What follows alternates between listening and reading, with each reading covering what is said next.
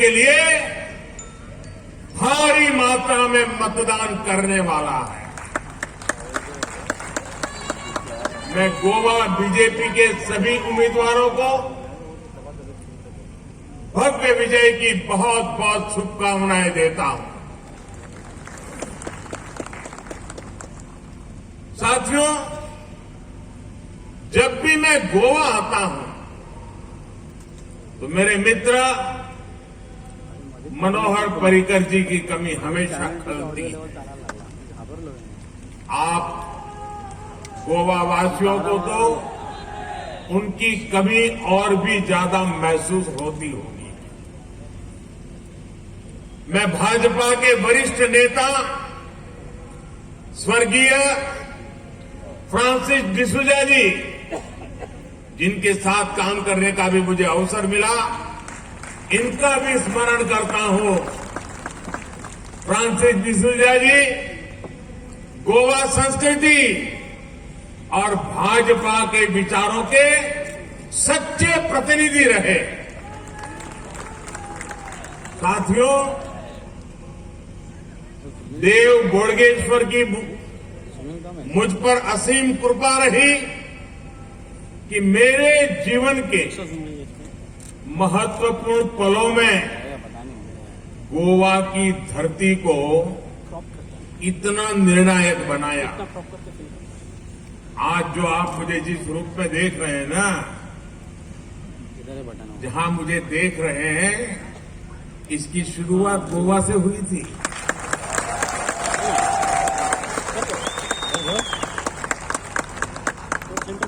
जून 2013 में यहां भारतीय जनता पार्टी की कार्य समिति थी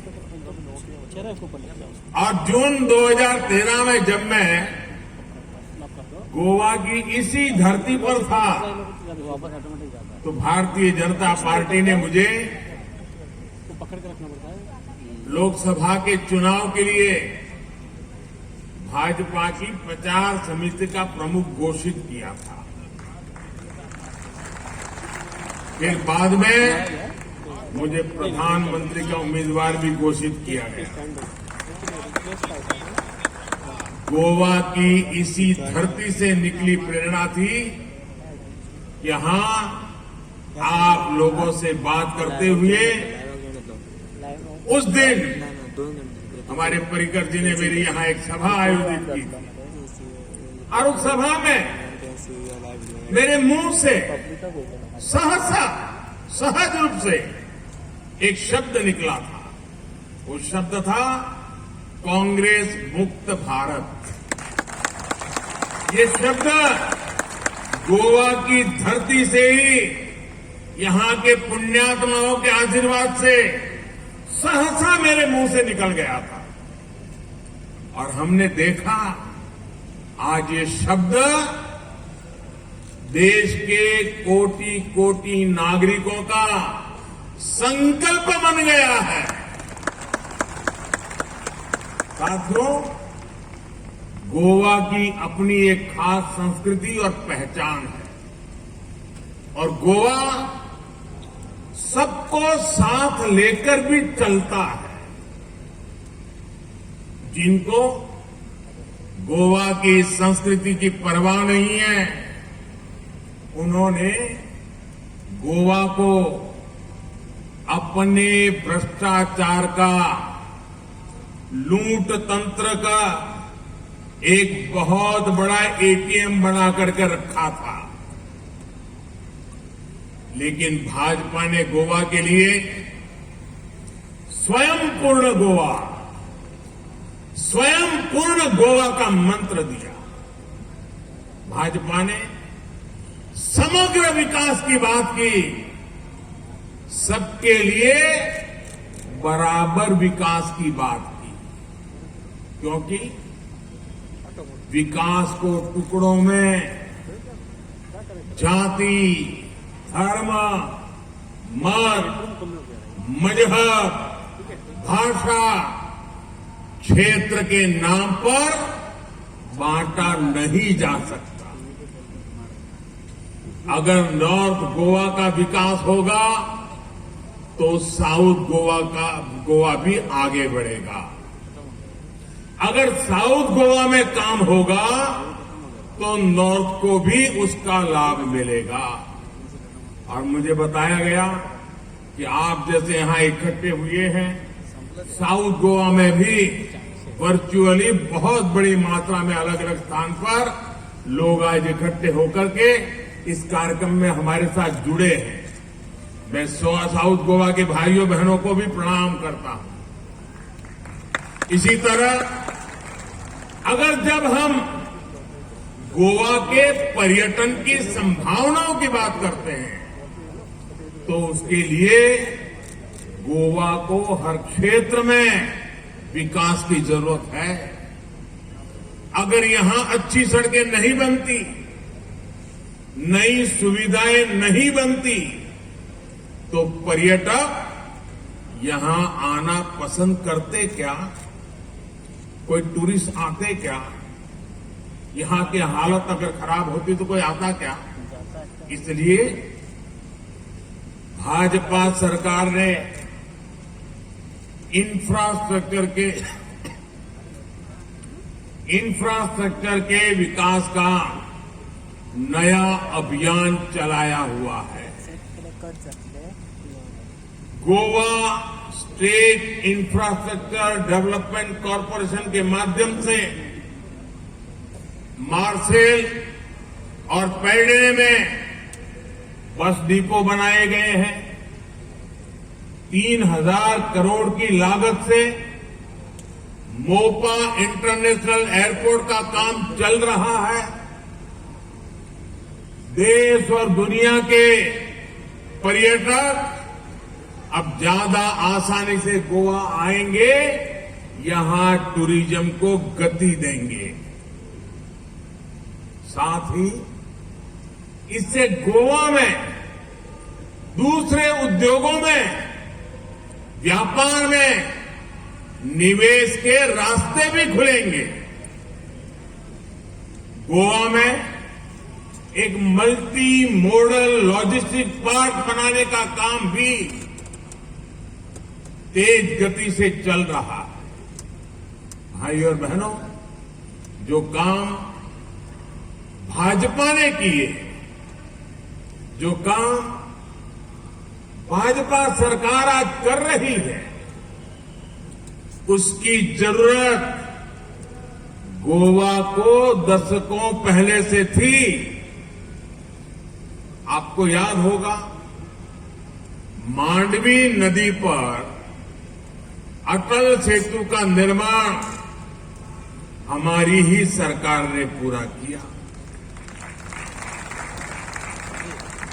न्यू जुवारी ब्रिज का काम भी शुरू किया गया है।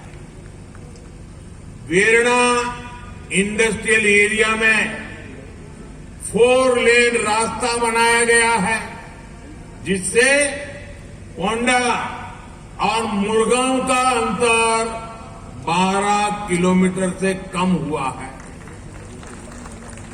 इन सब कामों की मांग गोवा के लोग कितने लंबे अरसे से कर रहे थे।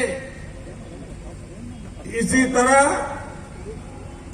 केंद्र में भी इसके पहले कितनी सरकारें आई भाई, लेकिन क्या किसी ने गोवा जैसे राज्य को उसका महत्व समझ करके, गोवा भारत के लिए बहुत उपयोगी है, भारत को आगे बढ़ाने में गोवा काम आ सकता है, अगर भारत में टूरिज्म बढ़ाना है तो गोवा से बढ़ सकता है।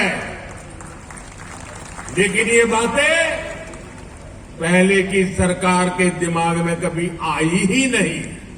दिल्ली में बैठे थे, 5 दशक राज किया इन लोगों ने। तब जो दिल्ली की कुर्सी पर थे, उन्हें गोवा की याद आती थी, लेकिन कब आती थी? वो गोवा कब याद करते थे? जब उनको सैर सपाटे के लिए यहां चक्कर काटने आता था, तब उनको गोवा याद आती थी। लेकिन आज हमारी सरकार सागरमाला जैसे बड़े प्रोजेक्ट्स लेकर आई। इस योजना के माध्यम से गोवा में लगभग 5,000 करोड़ रुपए का निवेश किया जा रहा है। 5,000 करोड़ रुपीस। हमने इस तरह की नीतियां भी बनाई जिनसे गोवा को लाभ हो। इंटरनेशनल पर्यटकों के लिए वीजा ऑन अराइवल, ये भी इसी का एक महत्वपूर्ण उदाहरण है। गोवा के पर्यावरण के लिए, यहां की आबोहवा के लिए केंद्र ने गोवा में 100 से अधिक इंटरसिटी इलेक्ट्रिक बसों को मंजूरी दी है। ये भी टूरिज्म को अनुकूल व्यवस्था है। ऐसी ही कितनी ही परियोजनाएं हैं जिनसे गोवा अब गोल्डन गोवा बनने की दिशा में अग्रसर है। साथियों, गोवा के विकास के लिए भाजपा ने जो किया है उसका एक उत्तम उदाहरण यहां आने वाले पर्यटकों की संख्या है, टूरिस्टों की संख्या है। पहले गोवा में केवल सीजनल पर्यटन ही ज्यादा होता था, लेकिन भाजपा सरकार ने टूरिज्म को प्रमोट किया, पर्यटन को प्रमोट किया, सुविधाएं बढ़ाई और अब पूरे साल 365 दिन यहां पर्यटक आते हैं। 2011 में जब यहां कांग्रेस की सरकार थी तब पूरे साल में करीब 25 लाख पर्यटक आते थे। 25 लाख। लेकिन 2019 आते आते ये संख्या 80 लाख से भी ऊपर पहुंच गई है।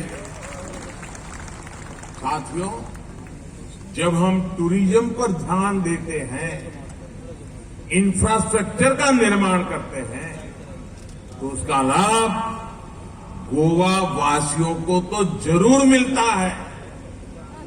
यहां टूरिस्ट भी आते हैं और गोवा के लोगों को आर्थिक लाभ भी होता है। यहां के नौजवानों के लिए रोजगार के नए अवसर भी पैदा होते हैं। साथियों, जब तटीय विकास को प्राथमिकता मिलती है तो बारदेव तालुका को भी इसका फायदा मिलना तय है। ये बहुत दुख की बात है कि आज तक कांग्रेस ने कभी बारदेव तालुका के बारे में कोई चिंता ही नहीं की। हम सब जानते हैं कि ये तालुका उनकी प्राथमिकता में कभी नहीं रहा। भाजपा के साथ बारदेव की आकांक्षाओं को हमेशा बल मिलेगा। यहां के लोगों की आशाओं को पूरा करने का हम हर संभव प्रयास कर रहे हैं और करते रहेंगे। और साथियों, मैं एक बात और कहूंगा। पिछले 2 सालों में दुनिया में, यानी पिछले 100 साल में जो नहीं आई, ऐसी वैश्विक महामारी, इतनी बड़ी महामारी गत 2 वर्षों से हमें सब मानव जात को पूरे विश्व में जकड़ लिया है। और उसके बाद पर्यटन इंडस्ट्री को कितना बड़ा धक्का लगा। आप सोचिए, अगर ऐसे समय, ऐसे संकट के समय पिछली सरकारों की तरह अगर कामकाज चला रहा होता तो क्या होता? क्या देश आज 150 करोड़ से भी ज्यादा वैक्सीनेशन का रिकॉर्ड बना पाता क्या? अगर यहां डबल इंजन की सरकार न होती तो क्या गोवा 100% वैक्सीनेशन करने वाला देश का पहला राज्य बन पाता क्या? और मैं प्रमोद जी को बधाई देता हूं, उनकी दीर्घ दृष्टि को बधाई देता हूं, क्योंकि उन्होंने मन में ठान लिया, अगर गोवा में टूरिज्म को बढ़ावा देना है, टूरिस्ट के मन में विश्वास पैदा करना है कि भाई बाकी बगैर ठीक है, गोवा सुरक्षित है, तो मैसेज देने की ताकत है 100% वैक्सीनेशन। और उन्होंने किया, और उसका कारण दुनिया भर के टूरिस्टों को लगता है कि गोवा 100% वैक्सीनेटेड डेस्टिनेशन है। कोई भी टूरिस्ट आने का मन करता है, ये गोवा वासियों की भलाई का काम है। पहले की सरकारों में कैसे भारत वैक्सीन के लिए दुनिया के दूसरे देशों के आश्रय रहता था। हम मांगते रहते थे, 30-30, 40-40 साल तक हमें वैक्सीन उपलब्ध नहीं होता था। देश इस बात को भली भांति जानता है। अगर देश और गोवा वैक्सीनेशन में पिछड़ जाते तो हमारा टूरिज्म कैसे रिवाइव होता, देश की इकोनॉमी कैसे रिवाइव होती। लेकिन आज गोवा का टूरिज्म भी फिर से आगे बढ़ रहा है और भारत की अर्थव्यवस्था भी तेजी से आगे बढ़ रही है। इस बार बजट में हमने एमएसएमई सेक्टर को, छोटे उद्योगों को मदद देने वाली योजना का विस्तार करके उसे 5 लाख करोड़ रुपए तक बढ़ा दिया है। विशेष रूप से हॉस्पिटैलिटी सेक्टर के लिए 50,000 करोड़ रुपए का प्रावधान किया गया है। और ये सिर्फ कुछ लोग यहां आते हैं, प्रेस कॉन्फ्रेंस करके भांति भांति के वादे करके चले जाते हैं, ऐसा नहीं। ये बजट में ऑलरेडी योजना कर दी गई है, बजट पार्लियामेंट में रख दिया गया है। इससे गोवा के पर्यटन उद्योग को और नई ताकत मिलने वाली है। साथियों, हमारे लिए गोवा का अर्थ है G for governance, O for opportunity and A for aspirations. GOA, governance के क्षेत्र में तो गोवा देश के लिए एक मॉडल बनकर के उभरा है। प्रमोद जी को, उनकी पूरी टीम को, यहां के सभी कर्मचारियों को मैं हृदय से अभिनंदन करता हूं। आपने जो काम किया है वो मामूली नहीं है, अभूतपूर्व काम किया है आपने। क्योंकि मैं भी बहुत साल तक मुख्यमंत्री रह के आया हूं, मुझे मालूम है इस प्रकार की योजनाओं को नीचे तक ले जाना है तो कितना दम उखड़ जाता है। लंबे अरसे तक मुख्यमंत्री तक रहने के बाद मैं कह रहा हूं कि प्रमोद जी आपने अद्भुत काम किया है, आपकी टीम ने अद्भुत काम किया है। हमारे युवा मुख्यमंत्री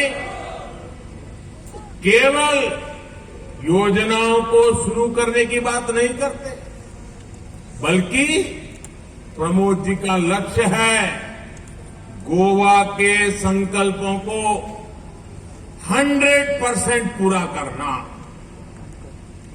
वैक्सीनेशन की अभी मैंने बात की, उसमें भी गोवा 100%, स्वच्छ भारत मिशन में गोवा में 100% कवरेज, जल जीवन मिशन के तहत गोवा में 100% कवरेज, गोवा ने बिजली पहुंचाने का काम भी 100% पूरा किया, जरूरतमंदों को मुफ्त राशन देने के मामले में भी गोवा 100% है। इसी तरह गोवा अब 100% रिन्यूएबल एनर्जी प्लांट पर भी काम करे। बहुत बड़ा काम है। दुनिया को जब पता चलेगा कि गोवा 100% रिन्यूएबल एनर्जी की तरफ गया है, विश्व के लिए अजूबा होगा और गोवा की चर्चा दुनिया के हर कोने में होगी। ये काम प्रमोद जी कर रहे हैं।